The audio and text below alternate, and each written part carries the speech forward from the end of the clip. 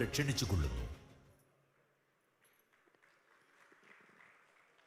കാലത്തിനാർ ചെയ്ത നன்று സിരിതെനിനും ஞாலத்தின் മാനം പെരുത് എന്ന തമിഴ് കുറലാണ് ഓർക്കുന്നത്. Rendering help at the right time has the value of this entire world. Shri Paul Thomas, founder ISAF, takes the lectern to deliver the lecture on entrepreneurship, challenges and opportunities. Welcome, sir. Thank you, Meera.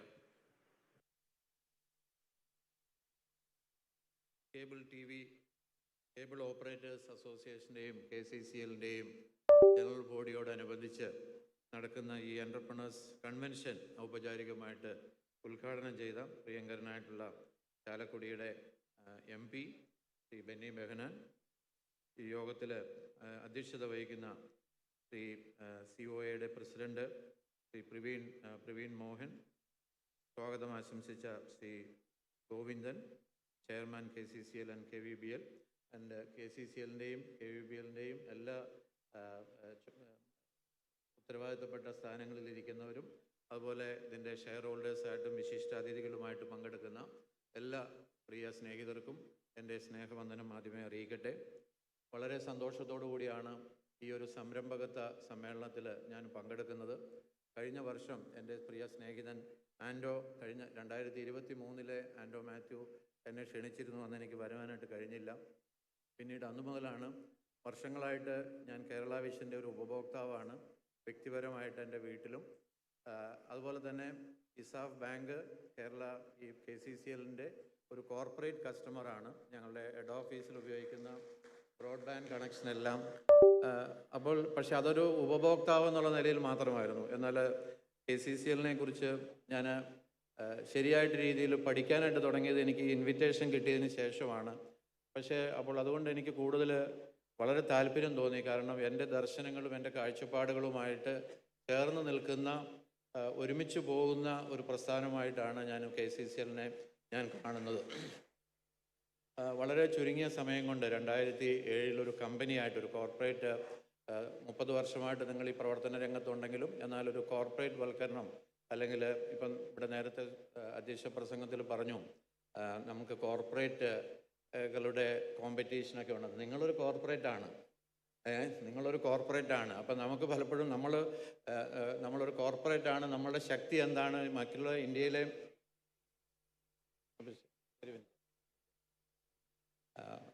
കാരണം നിങ്ങളുടെ കണക്കുകളൊക്കെ നോക്കുമ്പോൾ തീർച്ചയായിട്ടും ഇന്ത്യയിലെ മറ്റേതൊരു വലിയ കോർപ്പറേറ്റുകളോടും കിടപിടിക്കാവുന്നതായിട്ടുള്ള പ്രവർത്തന മികവാണ് KCCL കാഴ്ചവെച്ചുകൊണ്ടിരിക്കുന്നത്. 3 million customers, 3 million cable TV customers, 12.5 lakh broadband customers.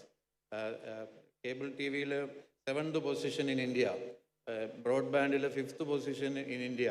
ഇതൊക്കെ വലിയ കൊച്ചു കാര്യങ്ങളല്ല. പലപ്പോഴും നമ്മൾ കൊച്ചു കേരളത്തിലിരിക്കുമ്പോൾ നമ്മൾക്ക് കൊച്ചു കേരളം എന്ന് പറഞ്ഞ് കേട്ട് ശീലിച്ചത് കൊണ്ട് നമുക്കൊരു ചെറുതാണെന്നുള്ളതായിട്ടുള്ളൊരു മനോഭാവം അറിയാതെ നമ്മുടെ ഉള്ളിൽ ചെറുപ്പകാലം മുതൽ നമ്മൾ കേൾക്കുന്നതാണ്. നമ്മൾ കൊച്ചു കേരളമാണ്, ചെറിയ സംസ്ഥാനമാണ്, 3.5 കോടി ആളുകളെ ഉള്ളൂ എന്നുള്ളതായിട്ടുള്ള ഒരു കാഴ്ചപ്പാട് നമ്മുടെ മനസ്സിൽ കയറി. പക്ഷേ നിങ്ങളൊരു വലിയ സംഭവമാണ് എന്നുള്ള കാര്യം എനിക്ക് നിങ്ങളെക്കുറിച്ച് നിങ്ങളുടെ ആനുവൽ റിപ്പോർട്ടൊക്കെ വായിച്ചപ്പോൾ മനസ്സിലായി.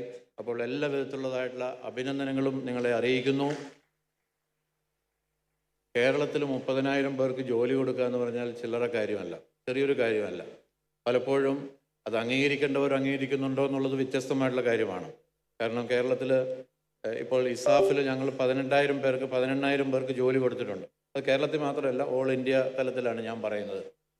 പക്ഷേ അപ്പോൾ പലപ്പോഴും നമുക്കതിൻ്റെ മഹത്വം എന്താണ്, അതിൻ്റെ വലിപ്പം എന്താണെന്നുള്ളത് മനസ്സിലാക്കാതെ പോകുന്നു എന്നുള്ളതാണ് കാര്യം. അപ്പോൾ ഇത് ഞാനൊരു സാമൂഹ്യ സംരംഭകനാണ്. അപ്പോൾ ഞാനിതിന് പഠിച്ചപ്പോൾ എനിക്ക് മനസ്സിലായി KCCLും ഒരു സാമൂഹ്യ സംരംഭമായിട്ടാണ് ഞാൻ അതിനെ കാണുന്നത്.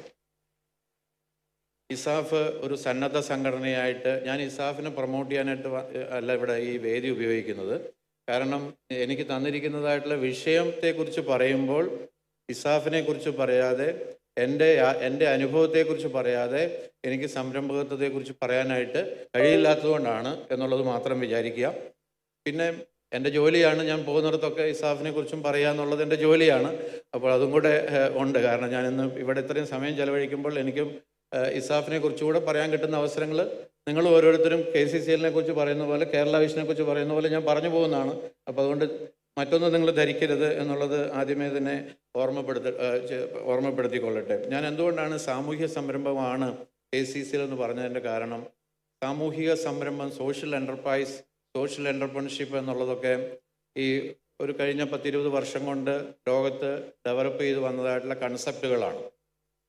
അതായത് പൊതുവെ സാമൂഹിക പ്രശ്നം പരിഹരിക്കാനായിട്ട് ബിസിനസ് മോഡലുകൾ ഉപയോഗിച്ചുകൊണ്ട് മറ്റാരുടെ, ഇവിടെ പ്രത്യേകം പറഞ്ഞു, ശ്രീ പ്രവീൺ മോഹൻ ഇവിടെ പറഞ്ഞു, ഞങ്ങൾക്ക് ഗവൺമെൻറ്റിൽ നിന്നോ ഒന്നും സഹായങ്ങളൊന്നും കിട്ടുന്നില്ല. ഇസാഫിന് ഞാൻ ഒരു സഹായവും ഗവൺമെൻറ്റിൽ നിന്നോ ഒന്നും മറ്റേ ഏജൻസികളൊന്നും ഒരു സഹായവും ഇല്ലാതെ തന്നെയാണ് ഞങ്ങളും പ്രവർത്തിച്ചുകൊണ്ടിരിക്കുന്നത്. പക്ഷേ എന്നാൽ സാമൂഹിക പ്രശ്നം, ഞങ്ങൾ അഡ്രസ്സ് ചെയ്ത സാമൂഹിക പ്രശ്നം തൊഴിലില്ലായ്മയും സാമ്പത്തിക മേഖല, സാമ്പത്തിക സേവനത്തിലുള്ളതായിട്ടുള്ള അസമത്വം എന്നുള്ളതായിരുന്നു, ഇനീക്വാലിറ്റി. നിങ്ങൾ അഡ്രസ്സ് ചെയ്യുന്നതായിട്ടുള്ള വിഷയമെന്ന് പറയുന്നത് ഡിജിറ്റൽ ഡിവൈഡ്. ഡിജിറ്റൽ മേഖലയിലുള്ള ഡിജിറ്റൽ ഡിവൈഡ് ഒരു വലിയ സാമൂഹിക പ്രശ്നമാണ്. അത് നമ്മൾ എത്രത്തോളം അത് മനസ്സിലാക്കിയിട്ടുണ്ടെന്ന് അറിഞ്ഞുകൂടാ. കാരണം ഗ്രാമീണ മേഖലകളിൽ അതുപോലെ തന്നെ റിമോട്ടായിട്ടുള്ള ലൊക്കേഷൻസിൽ ഡിജിറ്റൽ കണക്ടിവിറ്റി ഇല്ലാത്തത് കൊണ്ട് ഈ മെയിൻ സ്ട്രീമുമായിട്ട് അകന്നു നിൽക്കുന്നതായിട്ടുള്ളൊരു സ്വഭാവവിശേഷം കേരളത്തിലിപ്പോൾ KCCLൻ്റെയും കേരള വിഷൻ്റെയൊക്കെ പ്രവർത്തനം കൊണ്ട് അത് ഇല്ലാതായിട്ടുണ്ട് എന്ന് പറയാനായിട്ട് സാധിക്കും. പക്ഷേ അത് നിങ്ങൾ കൈയടിച്ച് സ്വയം അഭിനന്ദിക്കേണ്ട കാര്യമാണ്, നിങ്ങളുടെ കോൺട്രിബ്യൂഷനാണ്. നമ്മൾ പലപ്പോഴും കേബിൾ TV ആണ് എന്നാൽ നമ്മളിതിൻ്റെ സോഷ്യൽ ഇമ്പാക്റ്റിനെ കുറിച്ചിട്ട് നിങ്ങൾ 12.5 ലക്ഷം കുടുംബങ്ങൾക്ക്, അതും റിമോട്ട് ലൊക്കേഷൻസിൽ, ഞങ്ങൾ എന്തുകൊണ്ടാണ് കേരള വിഷൻ്റെ ബ്രോഡ്ബാൻഡ് എടുത്തെന്ന് ചോദിച്ചു കഴിഞ്ഞാൽ എനിക്ക് വട്ടവടയിൽ വേറൊരു കണക്ഷൻ കിട്ടുകയില്ല. അപ്പോൾ അവിടെ കേരള വിഷൻ്റെ കണക്ഷൻ മാത്രമേ ഉള്ളൂ. അപ്പോൾ അതുപോലുള്ള റിമോട്ട് ലൊക്കേഷൻസിൽ, അഗളിയിൽ, ഷോളയൂരിൽ വേറെ കണക്ഷനൊന്നുമില്ല, കേരള വിഷൻ്റെ കണക്ഷനേ കിട്ടുള്ളൂ. അപ്പോൾ ഇതൊരു വലിയ സാമൂഹിക സംരംഭം. ഈയിടെ അശോക് ലൈലൻഡിൻ്റെ ഒരു പരസ്യമുണ്ടായിരുന്നു. അവർ പറയുന്ന അവരുടെ സ്കൂൾ ബസ്സിൻ്റെ ഒരു പരസ്യമാണ്. ഞങ്ങൾ കുട്ടികളെ സ്കൂളിലേക്ക് എത്തിക്കുന്നു എന്നുള്ളതാണ്. ഞങ്ങൾ ബസ് വെക്കുന്നു എന്നല്ല പറയുന്നത്, ഞങ്ങൾ റിമോട്ട് ലൊക്കേഷൻസിലുള്ള കുട്ടികളെ വിദ്യാഭ്യാസം കൊടുക്കുന്ന കമ്പനിയാണ് ഞങ്ങളുടേത്.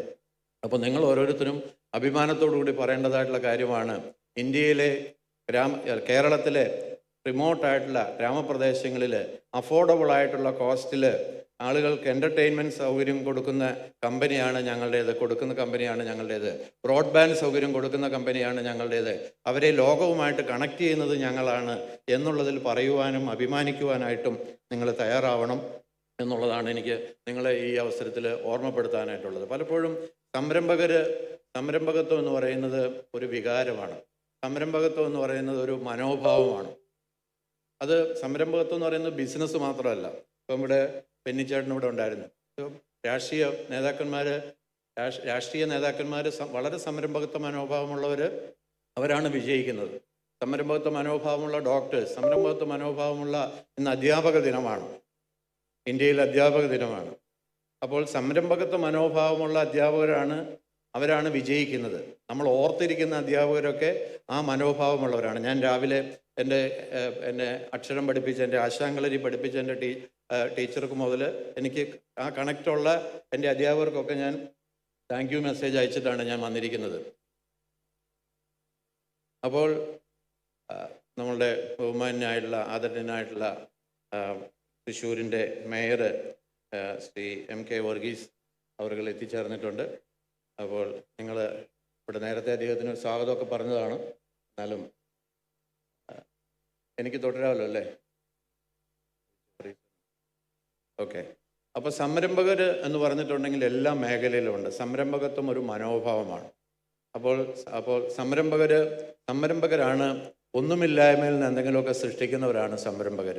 നിങ്ങൾ 30 വർഷം കൊണ്ട് ഒന്നുമില്ലായ്മയിൽ നിന്ന് 30,000 ജോലി അവസരങ്ങൾ സൃഷ്ടിച്ചവരാണ് നിങ്ങൾ. 30 ലക്ഷം കസ്റ്റമേഴ്സിനെ സൃഷ്ടിച്ചവരാണ് നിങ്ങൾ. ഒരു വലിയ ബിസിനസ് സംരംഭം ഉണ്ടാക്കിയവരാണ് നിങ്ങൾ. അപ്പോൾ ഒന്നുമില്ലായ്മ, ഞാൻ അതുകൊണ്ടാണ് ഞാൻ ഒരു ദൈവവിശ്വാസിയാണ് ഞാൻ. അപ്പോൾ അതുകൊണ്ട് ഞാൻ ബൈബിളിൽ വായിക്കുമ്പോൾ അതിൻ്റെ ഉൽപ്പത്തി 1-ാം അധ്യായം മുതൽ വായിക്കുമ്പോൾ കാണുന്നത് ദൈവം ഒന്നുമില്ലായ്മയിൽ നിന്ന് ഉണ്ടാകട്ടെ എന്ന് പറഞ്ഞപ്പോൾ ഉണ്ടായി. അതിനു വേണ്ടിയിട്ടും ദൈവം പറയേണ്ടി വന്നു എന്നാണ് ഞാൻ ചിന്തിക്കുന്നത്. അപ്പോൾ ദൈവത്തിൻ്റെ സ്വഭാവം പോലും ഒരു എൻ്റർപ്രണർ സ്വഭാവമാണ്, ഒരു സംരംഭകൻ്റെ സ്വഭാവമാണ് ദൈവത്തിനുള്ളത്. അത് എല്ലാ മതവിഭാഗങ്ങളിൽ ഉള്ള ദൈവത്തെക്കുറിച്ചുള്ള സങ്കല്പം എന്ന് പറയുന്നത്, വിശ്വാസം എന്ന് പറയുന്നത് ഒന്നുമില്ലായ്മയിൽ നിന്ന് എന്തെങ്കിലുമൊക്കെ സൃഷ്ടിക്കുന്നവരാണ്. അപ്പോൾ സംരംഭകർ നമ്മളൊക്കെ ഒന്നുമില്ലായ്മയിൽ നിന്ന് എന്തെങ്കിലുമൊക്കെ സൃഷ്ടിച്ചവരാണ്. അപ്പോൾ അതുകൊണ്ട് അതിൽ നമുക്ക് എപ്പോഴും അഭിമാനിക്കണം. ഞാൻ 1992 എൻ്റെ മേയറും ഞങ്ങളുടെ പ്രദേശക്കാരനാണ് മണ്ണൂത്തിയിലെ ഒരു കൊച്ചു വാടക വീട്ടിലിരുന്നു കൊണ്ട് കണ്ട സ്വപ്നമാണ് ഇന്ന് ഇന്ത്യയിലെ 25 സംസ്ഥാനങ്ങളിൽ 755 ബ്രാഞ്ചുകളും 1024 കസ്റ്റമർ സർവീസ് സെൻറ്റേഴ്സും 5900 ഏജൻസും ഒക്കെയുള്ള വലിയ ഒരു പ്രസ്ഥാനമായിട്ട് മാറിയത് അവിടെ അന്ന് കണ്ടതായിട്ടുള്ള ഒന്നുമില്ലായിരുന്നു. കണ്ട ഒരു സ്വപ്നമാണ്. ആ സ്വപ്നത്തിൻ്റെ പുറകെ ചെയ്ത യാത്രയാണ്. അതാണ് സംരംഭകത്വ യാത്ര എന്ന് പറയുന്നത്. അപ്പോൾ ഈ സംരംഭകത്വത്തിൽ ചാലഞ്ചസ് ആൻഡ് ഓപ്പർച്യൂണിറ്റീസിനെ കുറിച്ച് പറയണമെന്നാണ് എന്നോട് പറഞ്ഞിട്ടുള്ളത്. അപ്പോൾ ഒരു സംരംഭകനെ സംബന്ധിച്ചിടത്തോളം ചാലഞ്ചസ് എന്നുണ്ടോ എന്നെനിക്ക് സംശയമാണ്. ഇന്നലെ ഞാൻ ഞങ്ങളുടെ 400ാമത് ഇൻഡക്ഷൻ ട്രെയിനിങ് ആയിരുന്നു. അപ്പോൾ അതിൽ വന്ന പുതിയ ബാച്ചിനോട് അവരെ അഡ്രസ്സ് ചെയ്യാനായിട്ട് ഞാൻ പോയപ്പോൾ അവർക്ക് ഞാൻ ചോദ്യം ചോദിക്കാനായിട്ട് അവസരം കൊടുത്തപ്പോൾ അവർ ചോദിച്ച ഒരു പ്രധാനപ്പെട്ട 2-3 പേര് ആവർത്തിച്ച് ചോദിച്ച ചോദ്യമായിരുന്നു, എൻ്റെ യാത്രയിൽ ഉണ്ടായിരുന്നതായിട്ടുള്ള ചാലഞ്ചസ് എങ്ങനെയായിരുന്നു, എന്തൊക്കെയായിരുന്നു, അതിനെ എങ്ങനെയാണ് നേരിട്ടത് എന്നുള്ളതായിരുന്നു. ഞാൻ പറഞ്ഞു, എനിക്കങ്ങനെ ചാലഞ്ചസ് ഒന്നും ഓർത്തിരിക്കാൻ പോലും കഴിയുന്നില്ല എനിക്ക്. കാരണം ഇതൊരു ദൈനംദിന സംഭവമാണ്. ഇപ്പോൾ ഓരോ ദിവസവും ഓരോ ചലഞ്ചസ് നമുക്ക് ഉണ്ടായിക്കൊണ്ടിരിക്കും. അപ്പോൾ അതുകൊണ്ട് ഒരു സംരംഭകനെ സംബന്ധിച്ചിടത്തോളം ചലഞ്ചസിൻ്റെ പുറകെ, വെല്ലുവിളികളുടെ പുറകെ പോകുന്ന, അതിനെ ഓർത്തിരിക്കുന്ന ഒരാളായിരിക്കരുത് എന്നാണ് ഞാൻ കരുതുന്നത്. അതൊരു മനോഭാവമാണ്. എഗെയിൻ സംരംഭകൻ്റെ മനോഭാവം എന്ന് പറഞ്ഞാൽ ആ മനോഭാവത്തിലാണ് ഈ സംരംഭകൻ്റെ വിജയം ഇരിക്കുന്നത്. നിങ്ങൾ എങ്ങനെയാണ്, അപ്പോൾ അതുകൊണ്ടാണ് നമ്മൾ എങ്ങനെയാണ് ഒരു വെല്ലുവിളി, ഒരു പ്രശ്നത്തെ നമ്മൾ എങ്ങനെയാണ് കാണുന്നത് എന്നതനുസരിച്ചിരിക്കും അതൊരു പ്രശ്നമാണോ അതൊരു ഓപ്പർച്യൂണിറ്റി ആണോ എന്ന് തിരിച്ചറിയാനായിട്ട് നമുക്ക് കഴിയുന്നത്. അപ്പോൾ അതൊരു മൈൻഡ് സെറ്റാണ്. ഞാൻ പറഞ്ഞു, ഒരു സംരംഭകനെ സംബന്ധിച്ചിടത്തോളമുള്ള മൈൻഡ് സെറ്റ് എന്ന് പറയുന്നത് എപ്പോഴും എനിക്ക് എങ്ങനെ കണക്ഷൻ കൂട്ടാം, എൻ്റെ കസ്റ്റമേഴ്സിൻ്റെ എണ്ണം എങ്ങനെ കൂട്ടാം, എൻ്റെ ബ്രോഡ്ബാൻഡ് കണക്ടിവിറ്റി കസ്റ്റമേഴ്സിൻ്റെ എണ്ണം എങ്ങനെ കൂട്ടാം, എങ്ങനെ എനിക്ക് ക്രോസ് സെല് ചെയ്യാം എന്നുള്ളതൊക്കെ ഓർത്തിരിക്കുന്ന, എങ്ങനെ ഓപ്പർച്യൂണിറ്റീസ് നോക്കുന്ന ആളായിരിക്കണം ഒരു സംരംഭകൻ എന്ന് പറയുന്നത്. ഗ്രോത്തിനെ കുറിച്ച് ചിന്തിക്കുന്നതായിട്ടുള്ളൊരു മൈൻഡ് സെറ്റ്. സംരംഭകൻ എപ്പോഴും സൊല്യൂഷന് വേണ്ടി നിൽക്കുന്നതായിട്ടുള്ള ആളായിരിക്കണം. എപ്പോഴും ഒരു സംരംഭകൻ്റെ അടുത്ത് വന്നാൽ, അതാണ് ഒരു സംരംഭകനും സാധാ ഒരു ജോലിക്കാരനും തമ്മിലുള്ളതായിട്ടുള്ളൊരു വ്യത്യാസം എന്ന് പറഞ്ഞിട്ടുണ്ടെങ്കിൽ, നിങ്ങളുടെ കൂടെ ജോലി ചെയ്യുന്ന ആളുകളുണ്ട്, അവരെന്തുകൊണ്ടാണ് ജോലി ചെയ്യുന്ന ആളുകളായിട്ട് തുടർന്ന് ചോദിച്ചാൽ, അവർക്ക് സംരംഭകത്വ മനോഭാവം വന്നു കഴിയുമ്പോൾ അവൻ നിങ്ങളുടെ കുറച്ച് കസ്റ്റമേഴ്സിനെയും കൊണ്ട് അവൻ പുതിയൊരു കേബിൾ TV നെറ്റ്വർക്ക് തുടങ്ങും, അല്ലേ? സംഭവിക്കുന്നതല്ലേ? ശരിയാണെന്നാണ് ഞാൻ വിശ്വസിക്കുന്നത്. അപ്പോൾ അതാണ് സംരംഭകനും ഒരു ജോലിക്കാരനും തമ്മിലുള്ളതായിട്ടുള്ള വ്യത്യാസം. ഒരു എംപ്ലോയി മൈൻഡ് സെറ്റും ഒരു എൻ്റർപ്രണർ മൈൻഡ് സെറ്റും തമ്മിലുള്ളതായിട്ടുള്ള വ്യത്യാസം അതാണ്. എന്നിരുന്നാലും there are ചാലഞ്ചസ്. നമുക്ക് ചാലഞ്ചസ് എന്ന് ചോദിച്ചു കഴിഞ്ഞാൽ അതൊരു വലിയ പ്രശ്നമായിട്ട് കാണുന്നില്ല. കാരണം ദൈനംദിന പ്രശ്നമാണ്, സംരംഭകത്വത്തിൻ്റെ ഭാഗമാണ്. ഒന്നിപ്പോൾ ഫിനാൻസിങ് ഒരു ചലഞ്ചാണ്. കുറച്ച് ഞങ്ങളെപ്പോലുള്ള ബാങ്കുകളൊക്കെ ഉള്ളതുകൊണ്ട് ഫിനാൻസിങ് അങ്ങനെ ഒരു വലിയ പ്രശ്നമാണ് എന്നെനിക്ക് തോന്നുന്നില്ല. നിങ്ങൾ തന്നെ സ്വന്തമായിട്ട് നിങ്ങളുടെ മെമ്പേഴ്സിന് ഫിനാൻസ് ചെയ്യാനായിട്ട് സിഡ്കോ എന്ന് പറയുന്നതായിട്ടുള്ള ഒരു കോപ്പറേറ്റീവ് സൊസൈറ്റിയും ഉണ്ടാക്കിയിട്ടുണ്ട് എന്ന് ഞാൻ മനസ്സിലാക്കുന്നു. അപ്പോൾ അതുകൊണ്ട് ഫിനാൻസിങ് അതൊരു വലിയ പ്രശ്നമാണ് എന്നെനിക്ക് തോന്നുന്നില്ല. ഇന്നത്തെ കാലത്ത് ഒരു വലിയ വെല്ലുവിളി എന്ന് പറയുന്നത് നമ്മൾ എടുത്തതായിട്ടുള്ള ആളുകളെ നമ്മുടെ കൂടെ നിർത്തുക എന്നുള്ളതായിട്ടുള്ള റിട്ടൻഷൻ, എംപ്ലോയി റിട്ടൻഷൻ എന്ന് പറയുന്നത് വലിയൊരു ചലഞ്ചാണ്. Across India, business segments face ചെയ്യുന്നതായിട്ടുള്ളൊരു ചലഞ്ചാണ്. ഇപ്പോൾ ഞങ്ങളും ബാങ്കിങ് സെക്ടറിലും ഞങ്ങൾ ഫേസ് ചെയ്യുന്ന ചലഞ്ചാണ്. ഞങ്ങളുടെ അട്രീഷൻ റേറ്റ് 25-30% വരെ ചില സമയത്തൊക്കെ ഉണ്ടാവാറുണ്ട്. അപ്പോൾ അതുകൊണ്ട് ആളുകളെ കൂടെ നിർത്തുവാനായിട്ട് ഞാൻ ചോദിച്ചു, നിങ്ങളുടെ പ്രസിഡന്റിനോട് ഞാൻ ചോദിച്ചു, എങ്ങനെയാണ് നിങ്ങൾക്ക് ആളുകൾ, അപ്പോൾ ഒരു വലിയ വെല്ലുവിളിയാണ് ആളുകളെ ജോലിക്ക് ആളുകളെ കിട്ടുക, പരിശീലിപ്പിച്ച ആളുകളെ കിട്ടുക എന്നുള്ളതൊരു വലിയ വെല്ലുവിളിയാണ് എന്ന് അദ്ദേഹം പറയുകയുണ്ടായി. അദ്ദേഹം തന്നെ ഇവിടെ പറഞ്ഞതായിട്ടുള്ള കോർപ്പറേറ്റുകളുടെ മത്സരം, ഈ മത്സരത്തെ വലിയ പെട്ടെന്നുണ്ടാകുന്നതായിട്ടുള്ള മത്സരത്തെ നമ്മൾ എങ്ങനെ നേരിടുന്നു എന്നുള്ളത് ഒരു വലിയ വെല്ലുവിളിയാണ്, ഒരു ചലഞ്ച് തന്നെയാണ്. തീർച്ചയായിട്ടും നിങ്ങളിപ്പോൾ കേരളത്തിൽ എനിക്ക് തോന്നുന്നു വലിയ market share, maximum market share നിങ്ങളൊക്കെ ഉണ്ടായി കഴിഞ്ഞു. ഇനി എങ്ങനെയാണ് നിങ്ങളുടെ കമ്പനി വളർത്താനായിട്ട് നിങ്ങൾക്ക് സാധിക്കുന്നത്, എങ്ങനെയാണ് സ്കെയിലപ്പ് ചെയ്യുന്നതിനുള്ള ഓപ്പർച്യൂണിറ്റീസ് എന്തൊക്കെയാണെന്ന് കണ്ടുപിടിക്കുന്നത് നിങ്ങളുടെ ഒരു ചലഞ്ചാണ്. ഇന്നത്തെ കാലത്ത് നിങ്ങളിവിടെ MBയുടെ അടുത്ത് സൂചിപ്പിച്ചതായിട്ടുള്ള വിഷയങ്ങളും നിങ്ങൾ അഭിമുഖീകരിക്കുന്നതായിട്ടുള്ള റെഗുലേറ്ററി ചലഞ്ചസ്, ഇന്നിപ്പോൾ അതിനോട് കോപ്പപ്പ് ചെയ്യാനായിട്ട് പറ്റുക എന്നുള്ളത്, regulatory and compliance, legal and ഒരു ബിസിനസ് ഫോർമലൈസ് ചെയ്ത് കഴിയുമ്പോഴുണ്ടാകുന്നതായിട്ടുള്ള വലിയൊരു വെല്ലുവിളിയാണ്. അത് പ്രോപ്പറായിട്ട് നമ്മൾ ചെയ്തില്ലെങ്കിൽ റെഗുലേറ്ററി നോൺ കംപ്ലയൻസ് നമുക്കുണ്ടാകും. അപ്പോൾ അത് നമ്മളുടെ ബിസിനസ്സിനെ ബാധിക്കാനായിട്ട്, വളർച്ചയെ ബാധിക്കാനായിട്ട് നമുക്ക് സാധ്യതയുണ്ട്. പ്രത്യേകിച്ച് നിങ്ങൾ ഇപ്പോൾ ബ്രോഡ്ബാൻഡ് ഇൻ്റർനെറ്റ് സർവീസിലൊക്കെ ചെയ്യുന്ന കമ്പനി ആയതുകൊണ്ട് സൈബർ സെക്യൂരിറ്റി റിസ്ക് ഈ മേഖലയിൽ പ്രവർത്തിക്കുന്ന എല്ലാവരും അഭിമുഖീകരിക്കുന്നതായിട്ടുള്ള ഒരു സുപ്രധാനമായിട്ടുള്ള വെല്ലുവിളിയാണ്. ഞങ്ങളെയൊക്കെ സംബന്ധിച്ചിടത്തോളം രാത്രി ഉറങ്ങാൻ കിടന്ന് രാവിലെ ആദ്യം മെസ്സേജ് എടുത്ത് നോക്കിക്കഴിയുമ്പോൾ എവിടെയെങ്കിലും എന്തെങ്കിലും സൈബർ സെക്യൂരിറ്റി ത്രെട്ട് ഉണ്ടായിട്ടുണ്ടോ, ഏതെങ്കിലും ആരുടെയും പൈസ പോയിട്ടുണ്ടോ എന്ന കസ്റ്റമർ കംപ്ലയൻസ് വന്നിട്ടുണ്ടോ എന്നൊക്കെയാണ് ഫസ്റ്റിൽ നോക്കുന്നതായിട്ടുള്ള കാര്യം എന്ന് പറയുന്നത്. അപ്പോൾ അതുകൊണ്ട് സൈബർ സെക്യൂരിറ്റി എന്ന് പറയുന്ന ഫിസിക്കൽ സെക്യൂരിറ്റി പോലെ തന്നെ സൈബർ സെക്യൂരിറ്റി പ്രത്യേകിച്ച് ഇൻ്റർനെറ്റ് ബിസിനസ്സിലുള്ള ആളുകളെ സംബന്ധിച്ചിടത്തോളം വളരെ പ്രധാനപ്പെട്ടതായിട്ടുള്ള കാര്യമാണ്. മറ്റൊരു പ്രധാനപ്പെട്ട വിഷയമായിട്ട് ഞാൻ കാണുന്നത് കസ്റ്റമർ ബിഹേവിയർ ഇങ്ങനെ മാറിക്കൊണ്ടിരിക്കുകയാണ്. അത് ഡിജിറ്റൽ, നമ്മളിപ്പോൾ ആളുകളുടെ പ്രായത്തിലുള്ള പുതിയ ജനറേഷൻ വരുന്നതായിട്ടുള്ള സമയത്ത് നിങ്ങൾ 30 വർഷം മുമ്പ് കൊടുത്ത ഒരു കേബിൾ കണക്ഷൻ്റെ അതിൻ്റെ ഇന്നത്തെ ഡിസിഷൻ മേക്കർ എന്ന് പറയുന്ന അടുത്ത ജനറേഷനായി. അപ്പോൾ അവരുടെ പ്രയോറിറ്റീസ്, അവരുടെ ബിഹേവിയറിൽ എല്ലാത്തിലും മാറ്റമുണ്ട്. അപ്പോൾ അതനുസരിച്ച് നമ്മളുടെ സർവീസസിൽ മാറ്റം വരുത്താനായിട്ട് നമുക്ക് കഴിയുന്നുണ്ടോ എന്നുള്ളത് ചിന്തിക്കേണ്ടതായിട്ടുള്ള കാര്യമാണ്. മറ്റൊരു മേഖല പ്രധാനപ്പെട്ടും കേരളത്തിലെ എൻ്റർപ്രണേഴ്സ് ഒക്കെ ഫേസ് ചെയ്യുന്നതായിട്ടുള്ള ഒരു ചലഞ്ചാണ്, പലരും എന്നോട് പറഞ്ഞിട്ടുള്ളതായിട്ടുള്ള ചലഞ്ചാണ്, മക്കൾക്ക് ഇതിലൊന്നും താല്പര്യമില്ല. നമ്മൾ കഷ്ടപ്പെട്ട് ഉണ്ടാക്കിയെടുത്തതായിട്ടുള്ള ഈ സ്ഥാപനം കൊണ്ടു നടക്കുവാനായിട്ട്, മുന്നോട്ട് കൊണ്ടുപോകാനായിട്ട് നെക്സ്റ്റ് ജനറേഷൻ ഇതിലോട്ട് താല്പര്യമെടുക്കുന്നില്ല എന്നുള്ളതായിട്ടുള്ള പരാതി പലരും പറഞ്ഞു കേട്ടിട്ടുണ്ട്. എനിക്കറിഞ്ഞുകൂടാ നിങ്ങൾ എത്രത്തോളം അത് അഭിമുഖീകരിക്കുന്നുണ്ട്. അതിനുള്ളൊരു വഴി എന്ന് പറയുന്നത് നമ്മുടെ ബിസിനസ്സിനെ പ്രൊഫഷണലൈസ് ചെയ്യുക. അപ്പോൾ മക്കൾ വന്നില്ലെങ്കിലും നമ്മളുടെ ബിസിനസ് അവർക്ക് അതിൻ്റെ ഒരു ഓണർഷിപ്പ് മാത്രം വെച്ചുകൊണ്ട് ഓപ്പറേഷനിൽ ഇൻവോൾവ് ആകാതെ അവർക്ക് ബിസിനസ് നടത്തുവാനായിട്ട് പറ്റുന്നതായിട്ടുള്ള രീതിയിലേക്ക് ബിസിനസ്സിനെ മാറ്റിയെടുക്കാനായിട്ട് നമുക്ക് കഴിയുക എന്നുള്ളതാണ് അതിനുള്ളൊരു വഴി എന്ന് പറയുന്നത്. അപ്പോൾ അതുകൊണ്ട് ഞാൻ ആദ്യം പറഞ്ഞതുപോലെ ഞാൻ ചലഞ്ചസിൽ ഫോക്കസ് ചെയ്യാനായിട്ട് ഉദ്ദേശിക്കുന്നില്ല. നമ്മുടെ മുന്നിലുള്ളതായിട്ടുള്ള ഓപ്പർച്യൂണിറ്റീസിനെ കുറിച്ച് നമ്മൾ ചിന്തിക്കണം. പ്രത്യേകിച്ച് നിങ്ങളിതൊരു കളക്റ്റീവ് എൻ്റർപ്രൈസ് എന്നുള്ള നിലയിൽ ഉണ്ടാക്കിയിരിക്കുന്നതായിട്ടുള്ളൊരു കമ്പനിയാണ്. എല്ലാ കേബിൾ ഓപ്പറേറ്റേഴ്സും കൂടെ ഒരുമിച്ച് ആ അസോസിയേഷൻ്റെ നേതൃത്വത്തിൽ മെൻറ്റർഷിപ്പിൽ ഒരു കമ്പനി രൂപീകരിച്ച് 2000-ഓളം ഷെയർ ഹോൾഡേഴ്സ് ഉണ്ട്. അവരുടെ ക്യാപിറ്റൽ കളക്ട് ചെയ്തുകൊണ്ട് ഇന്ത്യയിലെ ഇന്നത്തെ സാഹചര്യത്തിൽ എനിക്ക് തോന്നുന്നു, ഞാൻ വിശ്വസിക്കുന്നത് കളക്റ്റീവ് എൻ്റർപ്രൈസസ്, അല്ലെങ്കിൽ അത് കൂടുതലായിട്ട് പറയപ്പെടുന്നത് കോപ്പറേറ്റീവ്സും ഫാർമർ പ്രൊഡ്യൂസർ ഓർഗനൈസേഷൻസും ഒക്കെയാണ് ഗവൺമെൻറ് കൂടുതലും കളക്റ്റീവ് എൻ്റർപ്രൈസസിൻ്റെ ലിസ്റ്റിൽ പെടുത്തിയിട്ടുള്ളത്. പക്ഷേ ആ ഒരു കാറ്റഗറി ലീഗൽ എൻറ്റിറ്റി അല്ലെങ്കിലും നിങ്ങളൊരു കളക്റ്റീവ് എൻ്റർപ്രൈസസ് തന്നെയാണ്. ഞാൻ ഇസാഫിൽ ഞങ്ങൾ പ്രൊമോട്ട് ചെയ്യുന്ന ഒരു രീതിയാണ്, ഞങ്ങൾ ഏകദേശം 128 ഫാർമർ പ്രൊഡ്യൂസർ ഓർഗനൈസേഷൻസ് ഇസാഫ് ഫൗണ്ടേഷൻ്റെ നേതൃത്വത്തിൽ ഇന്ത്യയുടെ വിവിധ സംസ്ഥാനങ്ങളിലായിട്ട് ഞങ്ങൾ രൂപീകരിച്ചിട്ടുണ്ട്. ഇപ്പോൾ കഴിഞ്ഞ 2 വർഷം മുമ്പ് ഇസാഫ് ഫൗണ്ടേഷൻ്റെ നേതൃത്വത്തിൽ ഒരു centre of excellence, Bharat centre of excellence four collective enterprises, ഈ കളക്റ്റീവ് എൻ്റർപ്രൈസസിനെ നമ്മളുടെ സോഷ്യൽ സെക്ടറിൽ, നമ്മളുടെ സാമൂഹ്യ പശ്ചാത്തലത്തിൽ കളക്റ്റീവ് എൻ്റർപ്രൈസ്, അതായത് ഉടമസ്ഥർ തന്നെ,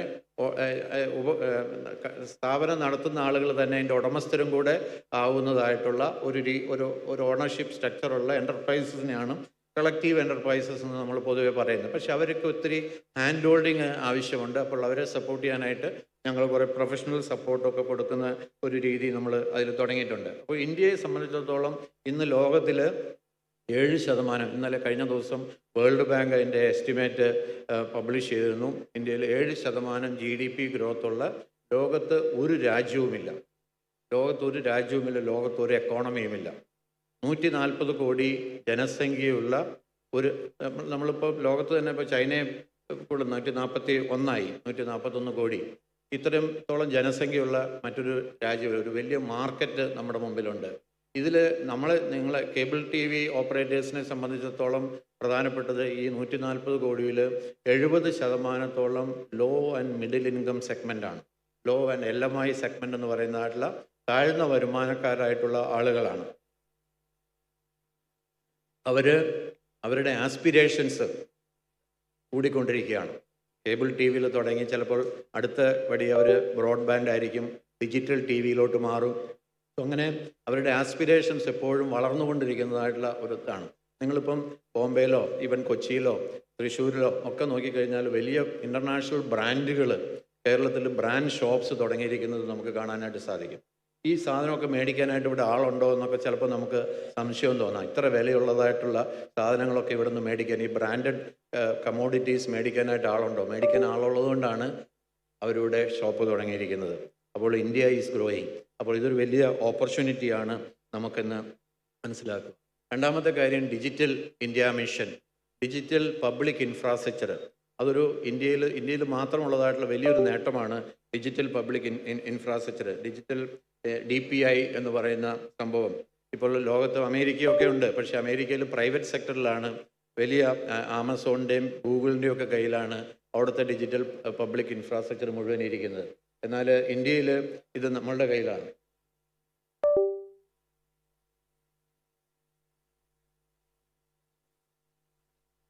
ഞാൻ വേഗം അവസാനിപ്പിക്കാൻ.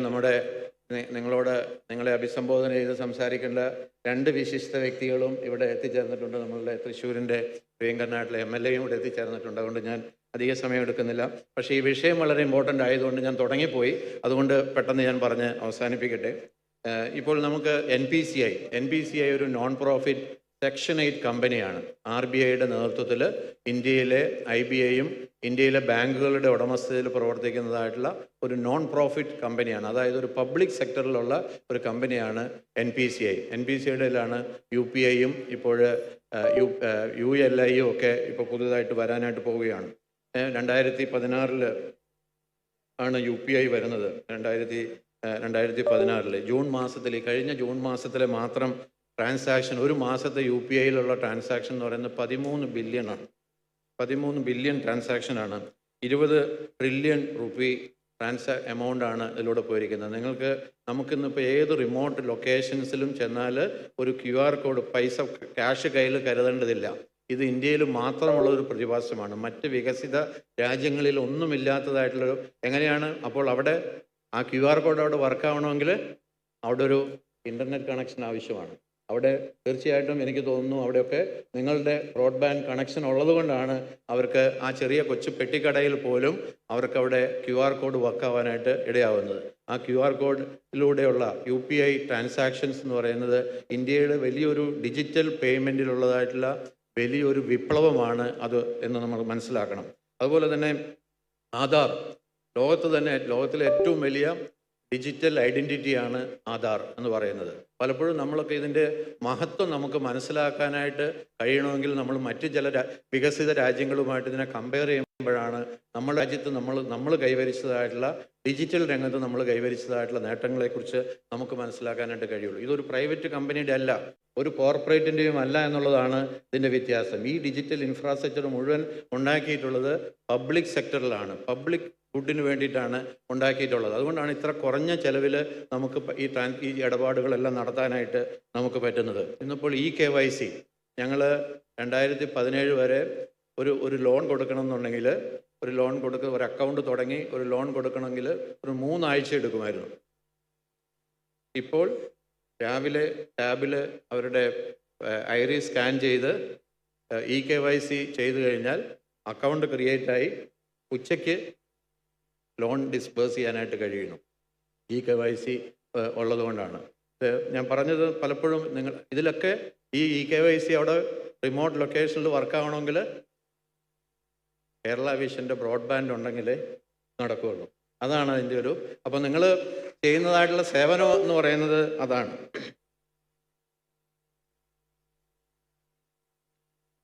$29 കോടിയാണ് കഴിഞ്ഞ ഒരു മാസം KYC ട്രാൻസാക്ഷൻസ് ഇന്ത്യയിൽ നടക്കുന്നത്. 29 കോടി ട്രാൻസാക്ഷൻസ് ആണ്. Aadhaar enabled payment service. ഇപ്പോൾ നിങ്ങൾ എവിടെ ചെന്നാലും മുട്ടിന് മൈക്രോ ATMs നമുക്ക് കാണാനായിട്ട് സാധിക്കും. ഇന്ത്യയിൽ തന്നെ ഏകദേശം 17 ലക്ഷം മൈക്രോ ATMs ഉണ്ട്. ഞങ്ങൾ ഇസാവ് ബാങ്കിന് 5900 മൈക്രോ ATMs ഉണ്ട്. ഈ രംഗത്ത് നിങ്ങളിപ്പോൾ ഇതുവരെ ബ്രോഡ്ബാൻഡ് സർവീസസ് കൊടുക്കുന്നവർ മാത്രമാണ്. നിങ്ങൾക്ക് ഏതെങ്കിലും ഒരു ബാങ്കുമായിട്ട്, ഞാൻ ഇസാഫ് ബാങ്കുമായിട്ട് മാത്രമാണെന്ന് പറയുന്നില്ല, പക്ഷേ ഇസാഫ് ബാങ്ക് ഇതുപോലുള്ള കാര്യങ്ങളൊക്കെ കുറച്ചുകൂടെ മനസ്സിലാക്കാനായിട്ട് കഴിയുന്ന, കുറച്ചുകൂടെ സാധാരണക്കാരായിട്ടുള്ള ആളുകളുമായിട്ട് ഇടപഴകാനായിട്ട് പ്രാവീണ്യമുള്ളൊരു ബാങ്ക് എന്നുള്ള നിലയിൽ നിങ്ങൾക്ക് വേണമെങ്കിൽ ചിന്തിക്കാവുന്ന ഒരു ബിസിനസ് ഓപ്പർച്യൂണിറ്റിയാണ് ഞാൻ പറയുന്നത്. നിങ്ങൾക്കൊരു കോർപ്പറേറ്റ് ലെവലിൽ നിങ്ങൾക്ക് KCCLന് ബാങ്കിൻ്റെ ഒരു അഗ്രിഗേറ്ററായിട്ട് മാറാനായിട്ട് സാധിക്കും. എൻ്റെ ഏജൻസി ബാങ്കിങ്ങിലുള്ള, ഞാനിവിടെ ഇത് പബ്ലിക്കായിട്ട് പറയുന്ന എൻ്റെ ഈ പോർട്ട്ഫോളിയോ ഹാൻഡിൽ ചെയ്യുന്ന ജിജോ ഇവിടെ ഉണ്ട്. ജിജോയെ ഇവിടെ നിങ്ങൾക്ക് മീറ്റ് ചെയ്യാവുന്നതാണ്. താല്പര്യമുണ്ടെങ്കിൽ നമുക്ക് കോർപ്പറേറ്റ് ലെവലിൽ ഇക്കാര്യത്തിൽ ചിന്തിക്കാവുന്നതാണ്. അപ്പോൾ നിങ്ങൾ വരുമ്പോൾ എനിക്കുണ്ടാകുന്ന ഒരു ഗുണം, ഈ മൈക്രോ ATM കൊടുക്കുന്നിടത്ത് നിങ്ങൾ ആ കടയിൽ നിങ്ങൾ ബ്രോഡ്ബാൻഡ് കണക്ടിവിറ്റിയും കൂടെ, അപ്പോൾ എപ്പോഴും ഈ ATM അവിടെ വർക്കാവും. കാരണം ATM വർക്കാവണമെന്നുണ്ടെങ്കിൽ ബ്രോഡ്ബാൻഡ് ഇൻ്റർനെറ്റ് കണക്ഷൻ ഉണ്ടെങ്കിൽ മാത്രമേ വർക്കാവത്തുള്ളൂ. അപ്പോൾ അതൊരു വലിയ ഓപ്പർച്യൂണിറ്റിയാണ് നമ്മളെ സംബന്ധിച്ചിടത്തോളം. ഇന്നിപ്പോൾ ബാങ്കിങ് എന്ന് പറയുന്നത് ആർക്ക് വേണമെങ്കിലും ചെയ്യാവുന്നതായിട്ടുള്ളൊരു കാര്യമാണ്. ഇപ്പോൾ ഞങ്ങളുടെ ബാങ്കിങ്ങിൽ ഞാനിപ്പോൾ ഏകദേശം ഒരു 40% ഓഫ് ദ ക്രെഡിറ്റ് ബിസിനസ് ഞങ്ങളുടെ പാർട്ട്നേഴ്സ് വഴിക്കാണ് ചെയ്യുന്നത്. 35 ഇൻസ്റ്റിറ്റ്യൂഷണൽ ബിസിനസ് കറസ്പോണ്ടൻസ് ഉണ്ട്. അപ്പം ആർക്കും വേണമെങ്കിലും ബാങ്കർ ആവാനായിട്ട് പറ്റും. കാരണം ടെക്നോളജി അത്രയ്ക്ക് വളർന്നതുകൊണ്ട്. അപ്പോൾ നിങ്ങൾക്ക് വേണമെങ്കിൽ നിങ്ങളുടെ സ്റ്റാഫിന് എല്ലാവർക്കും ഒരു അധിക വരുമാനം ഉണ്ടാക്കാനായിട്ട് അവർ പോകുന്നതായിട്ടുള്ള സ്ഥലങ്ങളിലെല്ലാം അവരുടെ മൊബൈൽ ഫോണിൽ തന്നെ ഈ ട്രാൻസാക്ഷൻസ് ചെയ്തു കൊടുക്കാനായിട്ട് പറ്റും. നിങ്ങൾക്ക് ഈ മൈക്രോ ATMൻ്റെ ഒരു സർവീസ് നിങ്ങൾക്ക് വേണമെങ്കിൽ നിങ്ങൾക്ക് ചിന്തിക്കാവുന്നതായിട്ടുള്ള കാര്യമാണ്. അപ്പോൾ നിങ്ങൾ ഉണ്ടാക്കിയതായിട്ടുള്ള ഈ നെറ്റ്വർക്ക് 30 ലക്ഷം കസ്റ്റമർ ബേസിനെ, അപ്പോൾ ഇനി അവർക്ക് കൊടുക്കാവുന്നതൊക്കെ നിങ്ങൾ കൊടുത്തു. ഡിജിറ്റൽ സർവീസസ് ക്രോസ് സെല്ല് ചെയ്യാനായിട്ടുള്ള ഓപ്പർച്യൂണിറ്റീസ് എന്തൊക്കെയുണ്ടെന്ന് ഒരു കസ്റ്റമർ ബേസ് ഉണ്ടാക്കുക എന്നുള്ളതാണ് ഏറ്റവും പ്രധാനപ്പെട്ടതായിട്ടുള്ള കാര്യം. അപ്പോൾ എന്നെ തേടി, ഞങ്ങൾ ഇസാഫ് ബാങ്കിനെ തേടി മറ്റു പല കമ്പനികളും ഞങ്ങളെ അപ്രോച്ച് ചെയ്യുന്നതിൻ്റെ കാരണം എന്ന് പറഞ്ഞാൽ, ഞങ്ങൾ ഗ്രാമീണ മേഖലയിൽ ഇന്ത്യയിൽ 55 ലക്ഷം കുടുംബങ്ങളുമായിട്ട് ഞങ്ങൾ ഇടപാടുകൾ നടത്തുന്നുണ്ട്. അപ്പോൾ ആ 55 ലക്ഷം ആളുകളിലേക്കും എന്ത് സേവനങ്ങൾ എത്തിക്കുന്നതിനും നമുക്ക് കഴിയുമെന്നുള്ളതാണ്. അപ്പോൾ അതുകൊണ്ട് നിങ്ങൾ ഓപ്പർച്യൂണിറ്റി എന്ന് പറയുന്നത്, നിങ്ങൾ പാർട്ട്ണർഷിപ്സിനെ കുറിച്ച് ഗൗരവമായിട്ട് ചിന്തിക്കണം. ഈ പറയുന്ന കോർപ്പറേറ്റ് എന്ന് നേരത്തെ ഇവിടെ സൂചിപ്പിച്ച കോർപ്പറേറ്റ് ഭീമന്മാരുമായിട്ട് പോലും, അവരുമായിട്ട് ഒരുപക്ഷെ നിങ്ങൾ നേരിട്ട് എതിർക്കാൻ പോയാൽ ഒരുപക്ഷെ അവരുടെ ശക്തി നമുക്ക് അത്രയ്ക്ക് ഇല്ലാത്തത് കൊണ്ട് ഒരുപക്ഷെ കഴിയില്ല. പക്ഷേ അവരുമായിട്ടൊരു പങ്കാളിത്തത്തിൽ ഏർപ്പെടാനായിട്ട് പലപ്പോഴും കഴിയും. അപ്പോൾ എതിർപ്പ് നമുക്ക് കുറയ്ക്കാനായിട്ട് സാധിക്കും. അങ്ങനെ ചിന്തിക്കാവുന്ന മേഖലകളെക്കുറിച്ചൊക്കെ നിങ്ങൾ ചിന്തിക്കുക. ബാങ്കുകളുമായിട്ടും e-commerce സ്ഥാപനങ്ങളുമായിട്ടും ഒക്കെ നിങ്ങൾക്ക് ആമസോണിനോട് പറയാം, ഫ്ലിപ്കാർട്ടിനോട് പറയാം, നമുക്ക് ഇത്രയും ഗ്രാമങ്ങളിൽ നെറ്റ്വർക്ക് ഉണ്ട്, നമ്മളുടെ സ്റ്റാഫ് ഉണ്ട്, നമുക്ക് കണക്ടിവിറ്റി ഉണ്ട്, നമുക്ക് 30 ലക്ഷം കുടുംബങ്ങളുമായിട്ട് ഞങ്ങൾക്ക് ബന്ധമുണ്ട്, നിങ്ങളുടെ ഡെലിവറി നിങ്ങൾക്ക് ഏറ്റെടുക്കാം, നിങ്ങളുടെ ലോക്കൽ ഡെലിവറി വേറെ ആരെയും കാണേണ്ടതായിട്ടുള്ള കാര്യമില്ല. You can think about that. ബാങ്കുകളെ സംബന്ധിച്ചോളം ഞങ്ങൾക്ക് ഒരു ലോൺ കൊടുക്കണമെങ്കിൽ ഈ ആളെ കുറിച്ചിട്ടുള്ള വെരിഫിക്കേഷൻ ചെയ്യണം. ഇത് ഏറ്റവും നന്നായിട്ട് ചെയ്യാനായിട്ട് പറ്റുന്നത് ഈ കേബിൾ TV ഓപ്പറേറ്ററെ സംബന്ധിച്ചോളം ഇവരവിടെ സർവീസ് കൊടുക്കാനായിട്ടും നിങ്ങളുടെ സ്റ്റാഫ് ഈ വീടുകളുമായിട്ട്, പഴയ കാലത്ത് നമ്മുടെ പോസ്റ്റ്മാന് നാട്ടിലുള്ള എല്ലാ വീടും അറിയുന്നത് പോലെ കേബിൾ TV ഓപ്പറേറ്ററായിട്ടുള്ള നമ്മുടെ ഓപ്പറേറ്ററുടെ സ്റ്റാഫിന്, അതുപോലെ ഓപ്പറേറ്റർ ആ എൻ്റർപ്രണർക്കും ആ പ്രദേശത്തുള്ള അവരുടെ കസ്റ്റമേഴ്സിന് എല്ലാവരെയും നിങ്ങൾക്കറിയാം. സോ ഇത് നിങ്ങൾക്ക് ചെയ്യാവുന്നതായിട്ടുള്ള ഒരു നല്ലൊരു സർവീസാണ് എന്നുള്ളതാണ് എനിക്ക് തോന്നുന്നത്. ലോൺ സോഴ്സിങ്, ലോൺ വെരിഫിക്കേഷൻ, അതുപോലുള്ള പല സർവീസസ് നിങ്ങൾക്ക് മറ്റ് കമ്പനികൾക്കും സ്ഥാപനങ്ങൾക്കും വേണ്ടിയിട്ട് ചെയ്യാനായിട്ട് സാധിക്കും. അതുപോലെ തന്നെ ഇപ്പോൾ OTT പ്ലാറ്റ്ഫോം ഇന്ന് ലോഞ്ച് ചെയ്യാൻ പോവുകയാണ്. OTT ഉണ്ടാക്കിയതുകൊണ്ട് മാത്രം കാര്യമില്ല. ലോക്കൽ കണ്ടന്റ് ക്രിയേഷനുള്ള ഹബ്ബുകൾ നിങ്ങൾ ധാരാളമായിട്ട് ഉണ്ടാക്കുന്നതിനെക്കുറിച്ച് കാര്യമായിട്ട് ചിന്തിക്കണം. ഇന്നത്തെ ഒരു വലിയ പ്രശ്നമായിട്ട് ഞാൻ മനസ്സിലാക്കുന്നത് കണ്ടന്റിൻ്റെ അഭാവമാണ്. അപ്പോൾ കൾച്ചറലി റിലവൻ്റ് ആയിട്ടുള്ള കണ്ടന്റ് ക്രിയേഷനെ കുറിച്ച് ഗൗരവമായിട്ട് ചിന്തിക്കുകയും അതിനുള്ള അവസരങ്ങൾ നിങ്ങൾ ഉപയോഗിക്കുകയും ചെയ്യാം. ഇതൊക്കെയും ചെയ്യണമെന്നുണ്ടെങ്കിൽ തീർച്ചയായിട്ടും വളരെ നിങ്ങളൊരു പ്രൊഫഷണൽ ആയിട്ടുള്ള അപ്രോച്ച് ഈ കമ്പനിയിലുണ്ടെങ്കിൽ മാത്രമേ പറ്റുള്ളൂ. ഞാൻ ശ്രീ പ്രവീൺ മോഹനോട് ചോദിച്ചപ്പോൾ, പ്രസിഡൻറ്റുമായിട്ട് സംസാരിച്ചപ്പോൾ എനിക്ക് മനസ്സിലായി ഇതിൻ്റെ ഡയറക്ടേഴ്സ് എല്ലാം തന്നെ ഷെയർ ഹോൾഡേഴ്സ് ഡയറക്ടേഴ്സ് മാത്രമേ ഉള്ളൂ. ഞാൻ എൻ്റെ കമ്പനി കോർപ്പറേറ്റ് ഒരു 1992 NGO ആയിട്ട് തുടങ്ങി. 2008 ഒരു NBFC, ഒരു കോർപ്പറേറ്റ് സ്ട്രക്ചറിലോട്ട് മാറുന്നത് 2008. തുടങ്ങിയപ്പം തന്നെ 30% ആളുകൾ ഇൻഡിപെൻഡൻറ്റ് ഡയറക്ടേഴ്സായിട്ട് ഞങ്ങൾ എടുത്തതുകൊണ്ടാണ്. അപ്പോൾ അവർ ഹാർഡ് ചോദ്യങ്ങൾ നമ്മളോട് ചോദിക്കും. അവരുള്ളതുകൊണ്ട് എല്ലാ ബോർഡ് മീറ്റിങ്ങിനും കംപ്ലയൻസ് റിപ്പോർട്ട് ബോർഡിൽ വെക്കണം. അപ്പോൾ അതുകൊണ്ട് നിങ്ങൾ വളരണമെന്ന് ആത്മാർത്ഥമായിട്ട് നിങ്ങളുടെ കമ്പനി കേരളത്തിൽ ഒതുങ്ങാതെ, ഞാൻ പറഞ്ഞത് കേരളത്തിൽ മാത്രം ഒതുങ്ങാതെ, നിങ്ങൾ ഇന്ത്യയെ വിശാലമായിട്ടുള്ള ഇന്ത്യയെ കണ്ടുകൊണ്ട് ഉള്ള പ്രോഡക്റ്റും സർവീസസിനെ കുറിച്ചും സ്ട്രാറ്റജിയെക്കുറിച്ചും ചിന്തിക്കുകയാണെങ്കിൽ നിങ്ങളുടെ കമ്പനിയിലുള്ള സ്ട്രക്ചറിൽ അതനുസരിച്ചിട്ടുള്ള മാറ്റങ്ങൾ വരുത്തിയാൽ മാത്രമേ നമുക്കതിന് കഴിയുള്ളൂ. അപ്പോൾ അത് കംപ്ലയൻസും കമ്പനി പ്രൊഫഷണലൈസ് ചെയ്യുന്നതിനെക്കുറിച്ച് ഓണർഷിപ്പും മാനേജ്മെൻറ്റും രണ്ടായിട്ട് കണ്ടുകൊണ്ടുള്ള ഒരു അപ്രോച്ച് നിങ്ങൾ ഇപ്പോൾ തന്നെ ഡെവലപ്പ് ചെയ്യുകയാണെങ്കിൽ തീർച്ചയായിട്ടും ഇന്ത്യയിൽ ഈ ഡിജിറ്റൽ എൻ്റർപ്രണേഴ്സിന് ഇനിയുള്ള കാലത്ത് വളരെയധികം ഓപ്പർച്യൂണിറ്റീസ് ഉണ്ട് എന്നുള്ളതാണ്. തീർച്ചയായിട്ടും ഇസാഫിൽ എൻ്റെ അനുഭവം എന്ന് പറയുന്നത്, ഞാൻ വളരെ ചെറുതായിരുന്നപ്പോൾ ഒരു വാടക വീട്ടിൽ കൊച്ചായിട്ട് ഒരു NGO ആയിട്ട് തുടങ്ങിയപ്പോൾ മുതൽ കംപ്ലയൻസിൻ്റെ കാര്യത്തിൽ ഒരു വിട്ടുവീഴ്ചയുമില്ലായിരുന്നു. ടാക്സും കൊടുക്കേണ്ട കാര്യത്തിലും റിട്ടേൺസ് ഫയൽ ചെയ്യേണ്ട കാര്യത്തിലും ഒന്നും അതെല്ലാം കൃത്യതയോടെ ചെയ്തതുകൊണ്ടാണ് 2014 ഒരു ബാങ്കിന്, ഇന്ത്യയിൽ നിങ്ങൾക്കറിയാം ഒരു ബാങ്ക് ലൈസൻസ് റിസർവ് ബാങ്കിൽ നിന്ന് കിട്ടുക എന്നുള്ളത് അത്ര എളുപ്പമുള്ള കാര്യമല്ല. അപ്പോൾ അങ്ങനെ കിട്ടാനായിട്ട് ഇടയായിട്ട് തീർന്നത് ആ കംപ്ലയൻസും ഗവർണൻസിലും വളരെയധികം ശ്രദ്ധ കൊടുത്തതുകൊണ്ടാണ്. അതുകൊണ്ട് നിങ്ങളിപ്പോൾ ഒരു കോർപ്പറേറ്റ് സ്ഥാപനമാണ്. അപ്പോൾ ഒരു കോർപ്പറേറ്റ് സ്ഥാപനം അതിൻ്റെ അടുത്ത ലെവലിലേക്ക് നിങ്ങൾക്ക് വളരണമെന്നുണ്ടെങ്കിൽ കംപ്ലയൻസിലും ഗവർണൻസിലും വളരെയധികം ശ്രദ്ധിക്കുക. നിങ്ങൾക്ക് ആവശ്യമാണെങ്കിൽ ഇസാഫിൽ ഞാൻ നേരത്തെ സൂചിപ്പിച്ച centre of excellence four collective enterprises എന്ന് പറയുന്നതായിട്ടുള്ള ഞങ്ങളുടെ ടീമുമായിട്ട് വേണ്ടതായിട്ടുള്ള ഗവർണൻസിലൊക്കെ നിങ്ങളെ സപ്പോർട്ട് ചെയ്യണമെങ്കിൽ നിങ്ങളെ സപ്പോർട്ട് ചെയ്യാനായിട്ട് സന്തോഷമേ ഉള്ളൂ.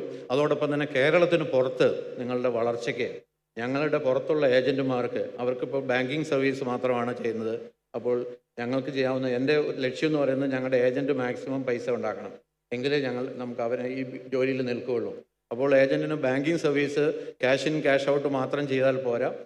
അപ്പോൾ ബ്രോഡ്ബാൻഡ് സർവീസസ് ചെയ്യാനായിട്ട് അവർക്ക് ഡിസ്ട്രിബ്യൂട്ട് ചെയ്യാനായിട്ട് പറ്റുമെന്നുണ്ടെങ്കിൽ അതിനുള്ള അവസരം ഇന്ത്യയുടെ റിമോട്ട് ലൊക്കേഷൻസിൽ, ജാർഖണ്ഡിൽ, ഛത്തീസ്ഗഡിൽ, നോർത്ത് ഈസ്റ്റിൽ ഒക്കെയുള്ള നമ്മളുടെ bank agent, so there is lot of opportunity for collaboration. അപ്പോൾ ഞാൻ ആവശ്യത്തിന് അതിനെക്കുറിച്ച് പറഞ്ഞു എന്നാണ് ഞാൻ കരുതുന്നത്. അതുകൊണ്ട് ഞാനിവിടെ അവസാനത്തെ ഒരു വാക്കുകൂടെ, നിങ്ങളുടെ കോപ്പറേറ്റീവ് സൊസൈറ്റിക്ക് നിങ്ങളുടെ മെമ്പേഴ്സിൻ്റെ സാമ്പത്തിക ആവശ്യങ്ങളെല്ലാം നിറവേറ്റാനായിട്ടുള്ള ഡിപ്പോസിറ്റ് ബേസ് ഇല്ല എന്നുണ്ടെങ്കിൽ ആ രംഗത്തും നമ്മളുടെ ബാങ്കുമായിട്ട് പാർട്ട്ണർഷിപ്പ് ചെയ്യാനായിട്ടുള്ള അവസരമുണ്ട് എന്ന് മാത്രം പറഞ്ഞുകൊണ്ട് എന്നെ ഈ പരിപാടിയിലേക്ക് ക്ഷണിച്ച, കാരണം ഈ സംരംഭകരോട് കുറച്ചു നേരം വർത്തമാനം പറഞ്ഞപ്പോൾ തന്നെ നിങ്ങൾ ഇങ്ങോട്ട് തിരിച്ചൊന്നും പറഞ്ഞില്ലെങ്കിലും നിങ്ങളുടെ മുഖത്തു നിന്ന് കാണുമ്പോൾ കിട്ടുന്നതായിട്ടുള്ളൊരു വലിയ ഊർജ്ജമുണ്ട്. തീർച്ചയായിട്ടുള്ള അതുകൊണ്ട് പ്രിയപ്പെട്ട ആൻഡോട് പ്രത്യേകമായിട്ടുള്ള നന്ദി ഒരിക്കൽ കൂടി അറിയിച്ചുകൊണ്ട്, ഇതിൻ്റെ KCCLൻ്റെ ഭാരവാഹികളോട് എല്ലാ വിധത്തിലുള്ള നന്ദിയും അറിയിച്ചുകൊണ്ട്, KCCLനും കേരള വിഷൻ ബ്രോഡ്ബാൻഡ് കമ്പനിക്കും എല്ലാ വിധത്തിലുള്ളതായിട്ടുള്ള ഭാവുകങ്ങളും നേർന്നുകൊണ്ട് ഞാൻ എൻ്റെ വാക്കുകൾ ഉപസംഹരിക്കുന്നു. നന്ദി, നമസ്കാരം.